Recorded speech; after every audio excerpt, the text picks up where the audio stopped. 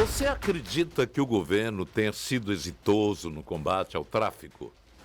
O que é preciso ser feito para sufocar a situação dos traficantes que parecem dominar ainda mais os ambientes? Recentemente nós vimos aqui como organizações criminosas espalharam terror com veículos incendiados na área do Pirambu e Carlito Pamplona. É culpa também de quem consome? A discussão é de segurança pública ou saúde pública? Por que consumidores com veículos incendiados? Por que consumidores são ao mesmo tempo dependentes químicos? Qual será então a abordagem? O Supremo está prestes a dar um novo passo nessa discussão. Os ministros estão analisando a possibilidade de descriminalizar o porte de pequenas quantidades de maconha, ou seja, uso pessoal. Mas se a venda é feita por um criminoso, não seria incentivo? O tema está em discussão no Supremo desde 2015, entre diversas suspensões. Nós vamos debater esse assunto hoje aqui na Jangadeiro Band News, com a participação do advogado criminalista Cláudio Justa e de Ana Caroline, médica psiquiatra, a quem a gente deseja. Sejam bem-vindos. Bom dia.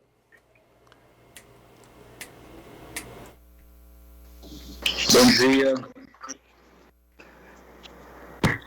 Também acompanha. Bom dia. Donato, mais uma vez um prazer aqui participar desse debate tão importante. Bom dia, Ana Caroline. Bom dia, gente. Muito prazer. Muito obrigada pelo convite. E você internauta, você ouvinte nosso, também acompanha pelo 981-543814, faz pergunta, tira dúvidas, e no chat do YouTube também. Eu vou começar fazendo a pergunta para os dois, dando preferência à médica psiquiatra, a Ana Caroline. Não é nenhuma isenção contra você não, Cláudia, porque ela é mulher. Tem o privilégio de participar na frente aqui. O projeto de descriminalização é uma boa ideia? Olha, vamos lá, gente. Como médica, né, psiquiatra e como uma ativista da cannabis, né, como uma pessoa que é estudiosa das suas aplicações para diversas condições de saúde, eu vejo com bons olhos a descriminalização, e aí, assim, é uma opinião muito pessoal, claro. Eu acho que diante de qualquer decisão, a gente vai ter sempre prós e contras, mas falando um pouco da minha vivência médica, né, e explicando o porquê que eu vejo com bons olhos essa possibilidade, é justamente pelo uso que muitas vezes é medicinal, sem de fato ser um uso com acompanhamento médico, né? Então, por trabalhar com cannabis, eu falo muito de cannabis no Instagram, indico para os pacientes que podem ser beneficiados, né, produtos derivados de cannabis, a depender do caso clínico, claro, mas eu já recebi diversos pacientes e também, ao longo da minha trajetória, já conheci muitas pessoas que não tinham acesso a um óleo, não tinham acesso a uma consulta médica, né? Hoje em dia a gente sabe que mesmo através das associações, que seriam instituições que teriam, teoricamente, né, um acesso mais barato, mais acessível à população de maneira geral, o custo ainda assim é alto, né? Mesmo os óleos de associação, eles custam entre R$200 a R$300, que a gente sabe que não é uma realidade para 100% da população. Então, muitas vezes... Perdão, pode falar. Não, estamos acompanhando. Tranquilo, acho que deu uma interrompida aqui, sem problemas. Então, assim, né, tanto as pessoas que... eu vejo em dois pontos, né? Tanto as pessoas que têm uma indicação clínica, né, têm um transtorno que poderiam se beneficiar com óleo, e não têm acesso ao óleo, muitas vezes recorrem a esse mercado, né, ilegal. E muitas pessoas que fazem um uso adulto, né, fazem um uso fumado, mas que percebem o uso terapêutico para elas. Então, não é infrequente encontrar pessoas que muitas vezes me procuram para ter uma orientação médica, para saber como poderiam substituir por um óleo, para saber como poderia utilizar reduzindo danos, porque fazem um uso fumado, né, vem desse uso adulto do contexto do mercado legal, mas percebem benefícios para a sua saúde mental, para a sua saúde de maneira geral. Então, não é infrequente eu escutar pacientes que falam, olha, comecei a fumar maconha com 24 anos, por exemplo, E melhorou muito minha qualidade de vida, eu me sinto muito menos ansioso, eu não conseguia dormir, eu passei a dormir, eu tinha dor crônica, as minhas dores melhoraram, e por conta disso eu mantive o uso. Não estou falando que todo o uso da maconha é isento de problemas, é isento de questões, e também quero trazer um pouco sobre isso aqui, porque eu acho que toda vez que a gente vai defender uma coisa, a gente tem que trazer outros contrapontos. Mas nesse contexto, né, de entender que muito do uso adulto também é um uso medicinal para muitas pessoas, e também entender, né, que muitas pessoas ainda não têm acesso de forma ampla e que acabam recorrendo a esse mercado para finalidades medicinais, é que eu acredito que a descriminalização é uma possibilidade muito interessante. Agora, deixa eu ver a opinião do Cláudio Justa sobre se o projeto que descriminaliza a maconha é uma boa ideia, Cláudio. Nonato, veja, nós temos um contexto de violência, né, organizada em torno exatamente dessa âncora econômica, que é o consumo de entorpecente. No momento que você, ainda que tenha os riscos, eu entendo, né, tenho estudado essa matéria e tenho visto que o uso medicinal, por exemplo, da maconha é amplamente reconhecido pela comunidade científica. Mas ainda que não fosse, por exemplo, o uso medicinal do álcool não existe. E o álcool é plenamente tolerado. Se você for medir índice de criminalidade ou de comportamento delituoso em razão do álcool, ele supera em muito as demais drogas. Até porque seu consumo é mais amplo. Então, por exemplo, o contexto de violência doméstica, o contexto de rixa, normalmente de ordem de passionalidade, crimes de trânsito, o álcool está intimamente relacionado. E nunca se estabeleceu nenhum benefício efetivo de saúde pública em favor do álcool, muito menos do tabaco. Então, veja, o ponto aí não é exatamente se a maconha ela pode, eventualmente, surtir um efeito benéfico para a saúde de determinadas pessoas. Tem dores crônicas, fibromialgia, né, doutora?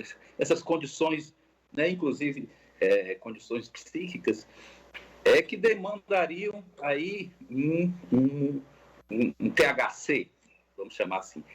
O que eu falo é que no âmbito da segurança pública, a ilegalidade dos entorpecentes em geral, não estou falando só da maconha, não. Ele agrega muita violência. Isso é importante. Se você retira essa âncora econômica do traficante, você desarticula com bastante êxito a ilegalidade. Porque o que agrega violência não é exatamente o consumo em si da droga, mas o seu mercado. É esse mercado que está na ilegalidade, ele agrega violência, porque há disputas, né, de facções. Então, o que é que eu entendo? Você tem que estabelecer, obviamente, o Estado tem que estabelecer um mínimo daquilo que é considerado consumo, né? Consumo tolerável. E o Estado, importa ao Estado assumir a distribuição disso, ainda que vendendo. Entenda, agora vamos tornar o Estado traficante, não é bem isso. Estou dizendo que você teria que tirar do lugar da ilegalidade aquilo que seria algo que está mais relacionado à saúde pública. Nós temos hoje um orçamento voltado para a questão do tabagismo altíssimo. As consequências ninguém colocou na ilegalidade o cigarro. O álcool gera, né, transtornos de ordem comportamental, social, gravíssimo, muito maior do que a cannabis sativa, mas indiscutivelmente maior, né? A doutora certamente passa medicamentos chamados benzodiazepínicos que, se associado com álcool, claro que a senhora passa dentro de um contexto clínico, mas eu estou dizendo assim, que esse mesmo medicamento que é vendido, ele pode ter, com associação com álcool, um efeito até mais deletério do que a maconha. Então, a minha questão, na perspectiva de segurança pública, é entender que a ilegalidade do consumo de certas quantidades de entorpecentes agrega violência. Esse é o ponto. E aí nós teríamos que realmente colocar a questão do usuário como questão de saúde pública, retirando desse lugar da segurança pública. Opa, bom dia. Deixa eu entrar aqui na rodada trazendo a participação dos nossos ouvintes. O Egberto, por exemplo, traz aqui, gente. O que me preocupa não é a descriminalização da maconha, é uma possível brecha para que outras sejam liberadas. Gramas de maconha. Assim, então o indivíduo você vai, vamos dizer, a persecução penal e as suas consequências, o encarceramento, recaindo sobre alguém que muitas vezes busca por dependência química. Ou, ainda que não seja um dependente químico, que seja um uso meramente recreativo. Não importa. Seja o álcool é usado recreativamente. O álcool pode gerar consequências de violência? Pode. Gera. Agora, imagine colocando o álcool na ilegalidade. Vamos supor que amanhã o governo entenda, a sociedade brasileira entenda como nos Estados Unidos, e faça uma lei seca, proíbe o álcool. O álcool vai deixar de ser consumido? O que você vai fazer? Você vai fortalecer um mercado negro de acesso ao álcool. Esse é o problema. Então, o álcool na nossa sociedade, ele é tolerado, é culturalmente tolerado, mas ele está no âmbito vamos dizer assim, da redução de danos de saúde pública, e não no âmbito penal.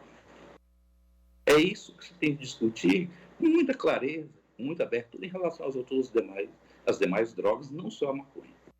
É isso. O doutor Cláudio trouxe aqui a participação do Egberto. Eu acho que a gente teve um probleminha de transmissão, o senhor acabou não nos ouvindo, mas deixa eu repetir aqui. Ele fala exatamente e acaba juntando aí um pouco com essa sua última fala sobre esse cuidado, que precisa ter na hora de analisar isso. Ele diz assim: o que me preocupa não é a descriminalização da maconha, é a brecha para que outras possam ser liberadas, é a brecha que pode abrir para isso, O doutora Ana, precisa aí de fato de uma análise como um todo, Tanto do aspecto médico, como a senhora bem trouxe na primeira fala, e como o aspecto também criminal, penal, como o doutor Cláudio apresentou. Mas essa abertura aí de brechas para outras drogas, como traz aqui o Egberto preocupado, pelo lado da medicina, isso também é uma preocupação?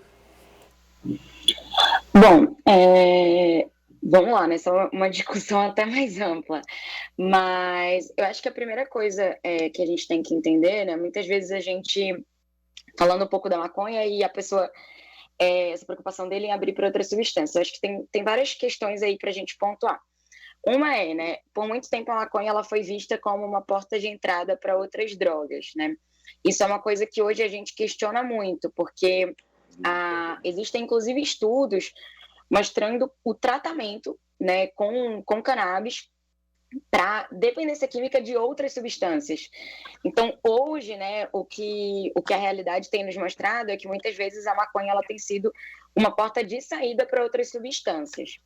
Em relação a essa questão de também abertura para outras substâncias, outro ponto que eu vejo, até pegando um ponto que o doutor até colocou aqui, que eu achei bem interessante em relação ao álcool, O álcool, ele age no nosso córtex pré-frontal e ele atua nessa região do cérebro da nossa tomada de decisão, Então, por isso que quando as pessoas bebem, elas muitas vezes fazem coisas que elas não fariam se elas estivessem sóbrias, se elas estivessem ali ponderando.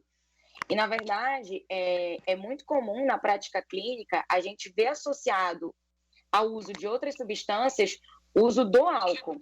Então, o que eu vejo com muita frequência é os pacientes comentarem: eu uso cocaína só quando eu bebo, eu uso tal substância quando eu bebo. E é sempre muito associado ao uso do álcool, não ao uso da maconha. Pelo contrário. Na verdade, eu escutei diversos relatos de pacientes que utilizavam cocaína, crack, enfim, outras substâncias, e que conseguiram fazer essa substituição com o uso da maconha.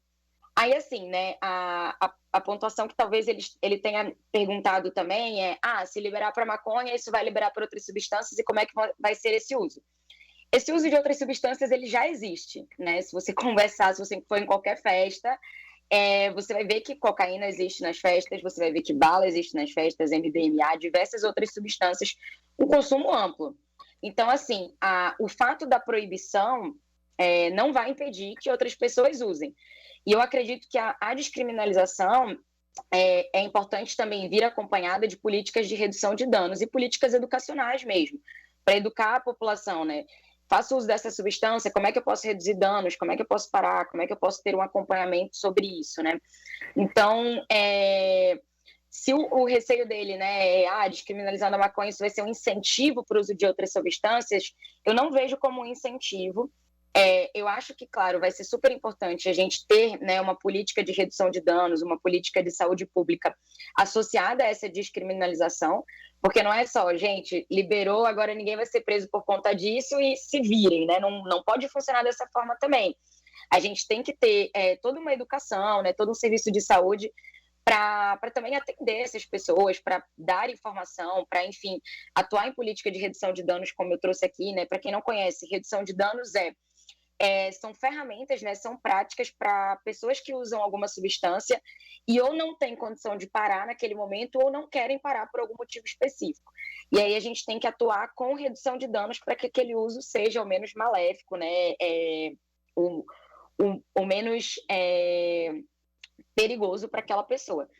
Então, assim, em relação à descriminalização da maconha, né, abrir para outras substâncias, eu não vejo dessa forma com mais olhos pelas coisas que eu pontuei, né? Tanto pelo fato de que as pessoas já usam outras substâncias, tanto pelo fato de que eu acho que a gente tendo políticas públicas, né, relacionadas à educação e a isso, na verdade, esse debate, essas informações só vão se difundir de uma maneira mais efetiva, né? Porque o fato da proibição eu não vejo como algo que impede as pessoas de usarem. Então, eu não enxergaria dessa forma, né? Eu queria fazer uma pergunta também, Yuri, falando agora pro Cláudio, né? Isso que a doutora falou, né? Com essa liberação, descriminalização, o debate das políticas públicas aumenta, né? Também do acolhimento ao usuário. Seria, então, uma forma... poderia melhorar, então, a ação do poder público no combate às ilegalidades? Seria, vamos dizer assim, entre aspas, criminalizar a pessoa certa? Só para dar um adendo aqui, quando você fala liberar, descriminalizar não é sinônimo de legalizar ou liberar, não. É bom que se tenha em vista isso, não é, Cláudio? No caso, a ideia é tirar o âmbito da penalização, da ilegalidade, no sentido de consequência penal, o uso, e colocá-lo no lugar onde ele deve estar, que é exatamente saúde pública e da contenção dos seus danos. E você desloca, obviamente, investimentos que estão voltados para a repressão criminal do usuário para as suas consequências de ordem de saúde pública. Então, assim, veja, eu não sou especialista em medicina, mas entenda, você tem drogas, substâncias, né, psicoativas, que são, teoricamente, tão danosas quanto, do ponto de vista da possibilidade de desagregação psíquica, e que são legais, no sentido que são preceituadas. Como é que poderia, teoricamente, como ocorre, ser desvirtuado? Se você toma Ritalina com álcool, você vai ter uma consequência muito próxima de cheirar cocaína e beber álcool. Se você usa maconha com álcool, você vai ter um ponto que volta em quanto. Mas eu digo assim, a possibilidade de criar um dano de ordem comportamental, psicocomportamental, ela já ocorre com as drogas conhecidas como lícitas. O grande problema aqui é que existem algumas substâncias consideradas. Nós temos o seu áudio cortando, está vendo intermitente. Para a grande norte-americana. A nossa lei... Você me ouviu, Cláudio? O som está intermitente, para utilizar uma expressão ligada aqui ao apagão. Está dando uns apagõezinhos e voltando. Mas eu passaria essa questão também do Yuri para a doutora Anne. A história de que descriminalizar não é sinônimo de legalizar ou liberar geral, não é, doutora? Não, com certeza. Na verdade, a descriminalização, como o Cláudio estava colocando, é não condenar, né? No caso, é não condenar quem está fazendo um porte, claro, né? Vai haver uma delimitação ali de quanto que vai ser considerado um uso próprio, né? E de quanto que vai ser considerado um tráfico, mas exatamente de não penalizar quem estiver transportando uma determinada quantidade. Até porque, como a gente colocou aqui, como, enfim, eu trouxe um pouco no início, né, essa questão de que muitas vezes um uso mesmo adulto, um uso vaporizado das flores, ele também é um uso medicinal, né, para muitas pessoas. Então, essa questão do porte, né, até determinada quantidade, não ser criminalizado, é aí que vai entrar a questão da descriminalização, né, de não penalizar essas pessoas. Até porque, eu acho que é uma questão importante da gente trazer aqui, a maior parte da população que de fato é penalizada hoje em dia pelo porte de drogas é a população periférica, né? É a população de comunidades, né? É muito raro você ver, e você tem pessoas utilizando substâncias em centros, enfim, em bairros mais ricos e em bairros mais pobres. Mas normalmente a penalização, né? E quem realmente sofre com a guerra às drogas são as pessoas de favelas, de comunidades, né? Essa população que acaba sendo muito mais penalizada. Então, assim, pegando um pouco o gancho do que o Cláudio falou, eu acredito que a gente tira um pouco, né, todos os problemas relacionados à guerra às drogas, que a gente já tem essa política de guerra às drogas há vários anos, e a gente percebeu que até hoje não teve resultados muito efetivos, e consegue canalizar isso para a saúde pública. E assim, você tendo um debate mais aberto sobre essa questão, você tendo um acolhimento mais aberto para os usuários, um direcionamento, gente, não tem melhor remédio do que informação. Então, a pessoa entender o uso dela, ela conseguir ter assistência num PSF, ela conseguir ter assistência num CAPS, ela conseguir ter assistência em outros pontos de referência de saúde, né? E conseguir ter um direcionamento para esse uso, entender se o uso dela é problemático, se é um uso pontual. Até porque eu acho que uma coisa que é bem importante a gente trazer aqui, né? Trazendo um pouco essa discussão de uso de substâncias de maneira geral, nem todo uso de substância é uma dependência química, né? E acho que isso é uma coisa muito importante de se trazer. A própria OMS, ela trouxe que a gente não define dependência química pela frequência e pela quantidade de uso. Então, se uma pessoa usa cocaína uma vez a cada 3 meses, e quando ela decide parar, ela consegue parar, ela não tem uma dependência química de cocaína, né? Se uma pessoa bebe uma latinha de cerveja todo dia, por exemplo, mas quando ela decide parar, ela consegue parar, ela não tem dependência do álcool. Mas se uma pessoa bebe todo final de semana e quando ela tenta parar, ela não consegue, ela tem uma dependência do álcool. Então, assim, a questão de dependência é muito mais a relação que a pessoa tem com a substância do que a substância em si, né? Do que a frequência e uso que ela tem. Então, é muito mais a dificuldade de ficar sem a substância, né? E o sofrimento que ficar sem a substância traz para a pessoa, do que a quantidade, a frequência e a substância que ela usa. Então, assim, uma pessoa pode usar a cannabis, né, que é o principal questão de pauta, né, usar maconha e ter uso problemático de maconha, ter dependência de maconha? Pode.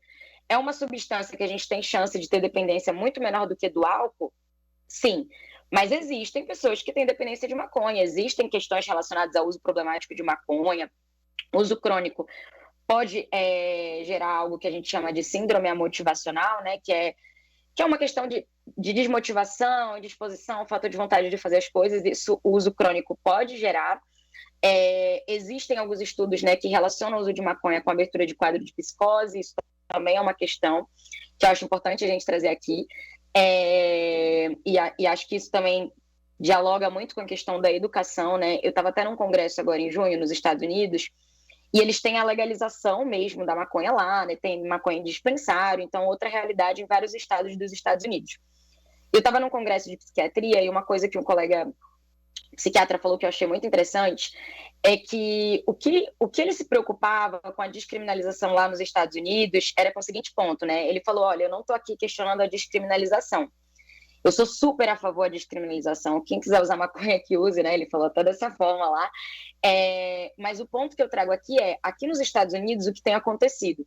Se você sair na rua e perguntar para todas as pessoas, né? E, gente, isso é uma realidade dos Estados Unidos, não é o Brasil. Mas ele falou isso, né? Se você sair na rua e perguntar para qualquer pessoa os problemas do álcool, a pessoa vai te falar, olha, pode dar cirrose, né? Pode, enfim, beber e dirigir pode trazer questões relacionadas a acidentes, né? E outras questões. Se você perguntar os problemas relacionados ao cigarro, todo mundo vai dizer câncer, né? Trombose, enfim, enfisema pulmonar. E quando você pergunta para as pessoas, né, em relação ao uso da cannabis, muita gente nos Estados Unidos vai responder totalmente seguro. Então, assim, eu acho que a gente também tem que tomar cuidado para não falar, nossa, é só uma planta, não tem nenhum problema, não tem nenhuma questão e vamos descriminalizar, quem quiser usar é totalmente seguro. Eu acho que isso também a gente tem que tomar cuidado, né? Como qualquer substância, como o clonazepam, gente. Um clonazepam pode ser uma substância péssima para quem faz uso. Pode ser uma substância maravilhosa para alguém usar num transtorno de pânico, né? Se a pessoa está ali numa crise, mas pode ser uma substância muito ruim se a pessoa faz um uso desmedido e tem um uso problemático, né? Tem uma dependência de clonazepam e não consegue tirar. Então, assim, eu acho que dentro dessa conversa, né, da descriminalização, seja descriminalização da maconha, seja descriminalização de outras substâncias, a gente tem que pensar muito mais na relação dos usuários do que das substâncias em si. É claro que, né, vão ter substâncias que têm maior potencial aditivo, vão ter substâncias que têm, enfim, né, maiores perigos dentro do contexto do uso mesmo. Isso inclui o álcool, né? O álcool é uma das... Tem um estudo que saiu no The Lancet que é bem interessante, é um estudo um pouco mais antigo, mas ele coloca várias substâncias numa tabela e coloca perigo para si e perigo para os outros. E o álcool é a primeira substância, né, em relação a isso, tipo, tanto de perigo para si quanto de oferecer perigo para as outras pessoas. Que é uma droga lícita, né, que a gente, enfim, tem um uso muito, muito bem aceito culturalmente. Ok. Mas o meu trabalho aqui não é nem condenar o álcool, mas é trazer um exemplo que está muito presente no nosso dia a dia e que às vezes a gente não enxerga, né? Então eu acredito que dentro dessa pauta a gente tem que trazer muito a questão da educação mesmo, né? Não é porque a pessoa usou uma vez cocaína que ela vai ficar viciada, gente. Ela pode ficar viciada? Pode. Mas nem todo mundo que vai usar uma vez uma substância vai ter um vício, né? Nem todo mundo que usa maconha vai ter dependência. Nem todo mundo que usa álcool tem dependência. Mas tem gente que usa e tem dependência. Então, eu acho que, né, é muito importante a gente trazer aqui essas relações, que vai muito mais do que uma substância, né? É muito mais complexo porque envolve o ser humano. E vai envolver a relação que esse ser humano vai ter com a substância. Essas colocações feitas pela senhora respondem até mesmo alguns internautas que estão participando. E só queria lembrar, o Brasil é um dos poucos países da América Latina que ainda criminaliza o porte de drogas. É um dos poucos. Apenas tem o quê? Suriname e as Guianas. E o Brasil. Falar em ouvinte... Tem ouvinte aqui comentando, eu vou trazer os comentários, na sequência a gente faz um intervalinho e volta aqui com essa discussão. Só para deixar bem claro que a gente quando fala que o Brasil é o único que ainda criminaliza, aqui um debate de informação, ela falou que fora da informação não há salvação, que eu vou utilizar a expressão. Porque é para isso que a gente coloca em debate. Construir ideias, né? Construir ideias. Porque de repente tem aquela pessoa fechada, não, isso vai acabar, se proibida já é assim, avalie quando liberar. Não é liberar. Descriminalizar é um... Usuário. O usuário. O Maurício, inclusive, deixa aqui a opinião dele, ele acha um absurdo, tem que educar a sociedade e o sistema de saúde para atender os usuários de drogas, precisa ficar criminalizado mesmo, na opinião dele. Na verdade... Aí ele diz, mas se liberar, desculpa, Nonato, só para concluir aqui, ele diz assim, mas se liberar, precisa educar para não usar. O traficante pode importar uma pequena quantidade e dizer que é para uso próprio. E aí o Vandenberg comenta aqui, vai continuar sendo crime e tráfico para o preto, para o pobre, para o favelado. Pronto, falou exatamente um dos itens que a justiça prende usuários como traficantes. E os traficantes continuam por aí.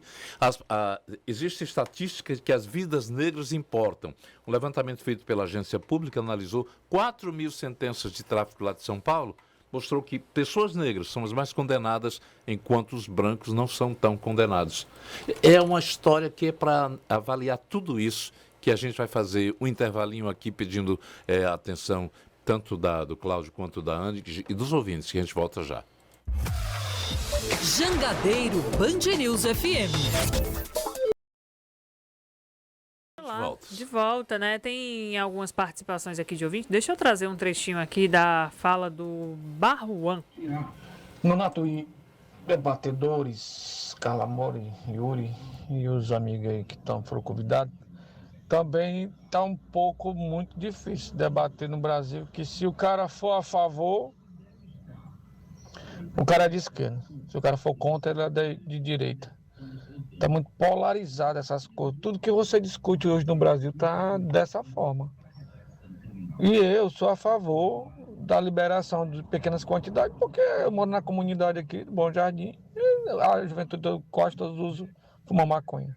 R$5, galera. Eu sou careta, quase tudo. Bebo muito pouco, umas 2 dosinhas, 3 dosinhas. Tem isso, né?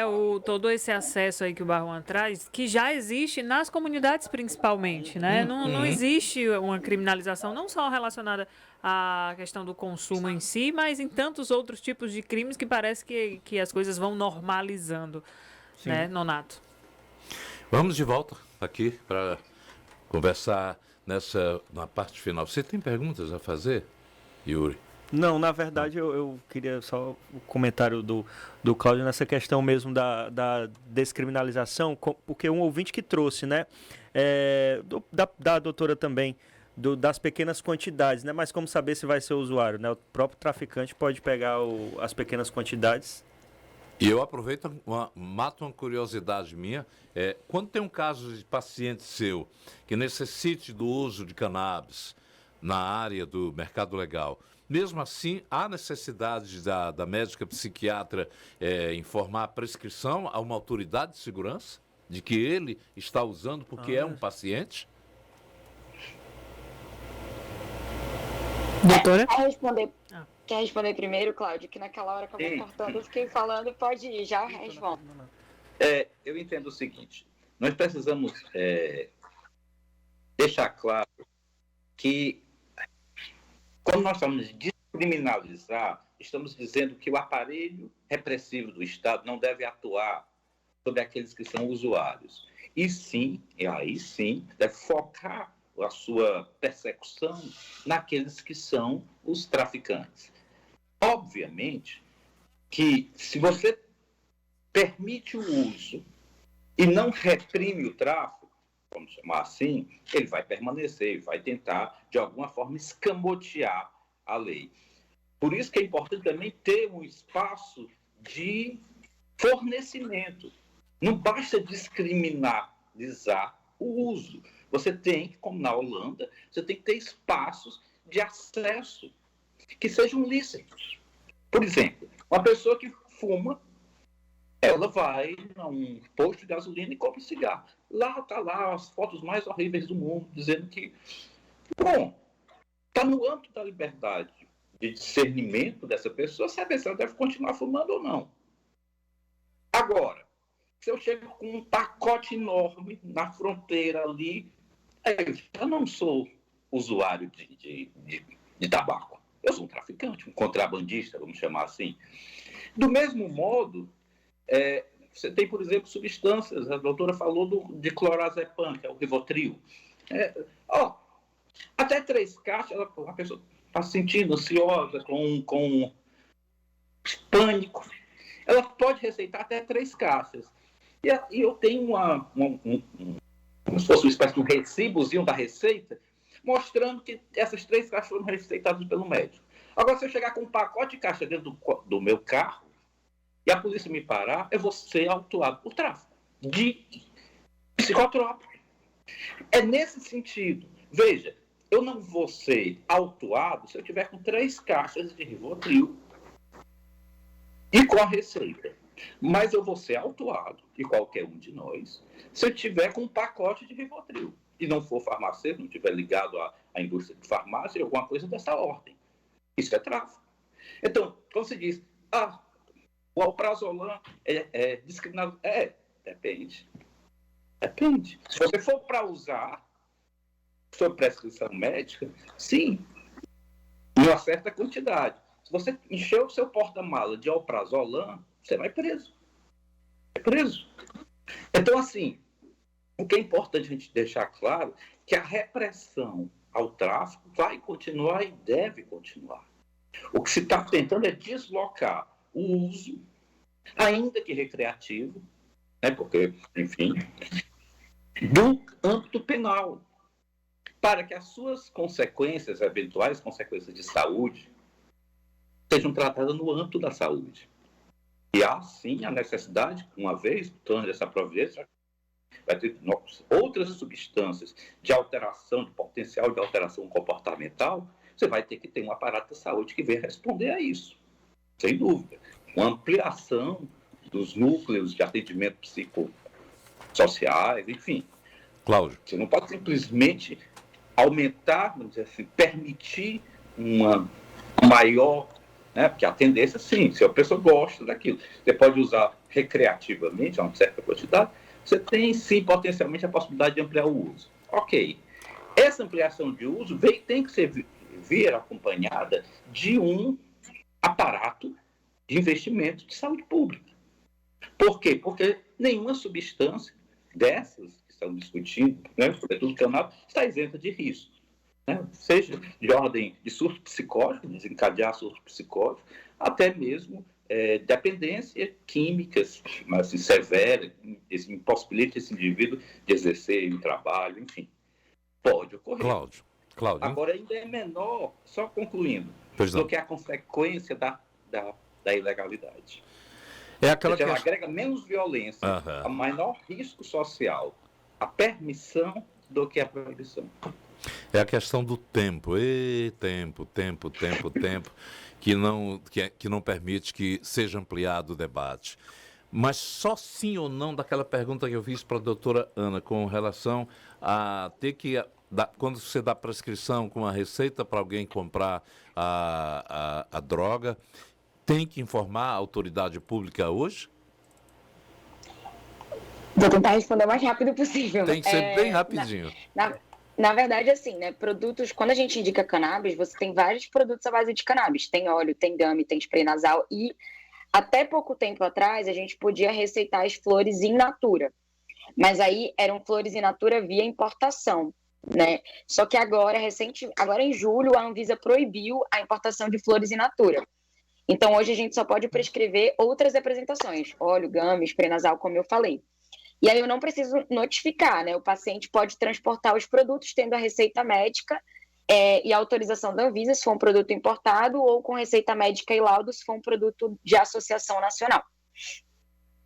Excelente, obrigado a vocês dois, Cláudio Justo, advogado criminalista, Ana Caroline, médica, psiquiatra, aos nossos internautas que participaram. Eu gosto sempre de lembrar, nós não somos adictos de nenhum tipo de drogas, nem eu, nem a Carla, nem o Yuri. Mas vou colocar café, né?